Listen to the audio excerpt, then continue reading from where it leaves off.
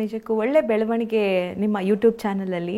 ಅಂದರೆ ಈಗಾಗಲೇ ಸಾಕಷ್ಟು ಜನ ಅಂದ್ಕೊಳ್ತಾರೆ ನಾನು ಕೂಡ ಯೂಟ್ಯೂಬರ್ ಆಗಬೇಕು, ಏನಾದರೂ ಮಾಡಬೇಕು ಅಂತೇಳಿ. ಬಟ್ ಜೀವನದಲ್ಲಿ ಬಂದಂಥ ಒಂದು ಜಿಗುಪ್ಸೆ ನಿಮ್ಮನ್ನು ಈ ಹಂತಕ್ಕೆ ಬಂದು ನಿಲ್ಲಿಸಿದೆ ಅಂತ ಹೇಳಿದ್ರೆ ತಪ್ಪಾಗ್ಲಿಕ್ಕಿಲ್ಲ ಅನ್ಸುತ್ತೆ. ಬಟ್ ಎಲ್ಲ ಕಾಲ ಕೂಡ ಬಂತು ನೋಡಿ. ನನ್ನಲ್ಲಿ ಫಿಲ್ಮ್ ಮೇಕಿಂಗ್ ಸ್ಕಿಲ್ ಇತ್ತು, ನನ್ನಲ್ಲಿ ಹಾಡುಗಾರಿಕೆ ಇತ್ತು, ನನ್ನಲ್ಲಿ ರೈಟಿಂಗ್ ಇತ್ತು, ನಾನು ಸಿನಿಮಾಟೋಗ್ರಫಿ ಮಾಡ್ತಾ ಇದ್ದೆ. ಅಂದರೆ ಇಂಥದ್ದು ಮಾಡಲ್ಲ ಅಂತ ಇರಲಿಲ್ಲ. ಈ ಇಡೀ ಚಾನಲಲ್ಲಿ ನನಗೆ ಯಾವ ಟೀಮ್ ಇಲ್ಲ, ನಾನು ಒಬ್ಬನೇ ಮಾಡಿರೋದು.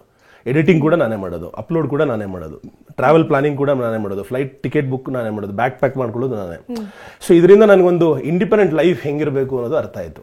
ಅಂದರೆ ಈಗ ಈ ಯೂಟ್ಯೂಬ್ ಸ್ಟಾರ್ಟ್ ಮಾಡಬೇಕು ಅಂತ ನಿಮಗೆ ತಲೆಗೆ ಬಂದಿದ್ದು ಯಾವಾಗ? ರಷ್ಯಾದಿಂದ ಬಂದ ಮೇಲೆ ಹೇಗೆ ಸ್ಟಾರ್ಟ್ ಆಯ್ತು? ಹೌದು, ರಷ್ಯಾದಿಂದ ಬಂದ ಮೇಲೆ ಏನಾಯ್ತು ಅಂದರೆ ಮತ್ತೆ ನೋಡಿ ಕೋವಿಡ್ ಟೈಮಲ್ಲಿ ಸಿನಿಮಾಗಳಿರಲಿಲ್ಲ, ಹೌದು, ಕೆಲಸ ಇರಲಿಲ್ಲ, ಹೊಸದೇನಾದ್ರು. ಆಮೇಲೆ ಸೋಷಿಯಲ್ ಮೀಡಿಯಾ ಬೂಮ್ ಆಗ್ತಾ ಇತ್ತು ಆ ಟೈಮಲ್ಲಿ. ಆಲ್ರೆಡಿ ನಾನು ವ್ಲಾಗಿಂಗ್ ಮಾಡ್ತಾ ಇದ್ದೆ, ಅಂದ್ರೆ ನನ್ನ ಲೈಫ್ದು, ನನ್ನ ಮನೆದು, ನನ್ನ ಅಪ್ಪ ಅಮ್ಮ ಈ ತರ ಮಾಡ್ತಾ ಇದ್ದೆ. ಟ್ರಾವೆಲ್ ವ್ಲಾಗಿಂಗ್ ಅಂತ ಯಾವತ್ತೂ ಮಾಡಿರಲಿಲ್ಲ. ಯಾಕೆ ಮಾಡಬಾರ್ದು ಅನ್ನೋ ಒಂದು ಥಾಟ್ ಬಂದು ಅವಾಗೆ ಶುರು ಮಾಡಿದ್ದು.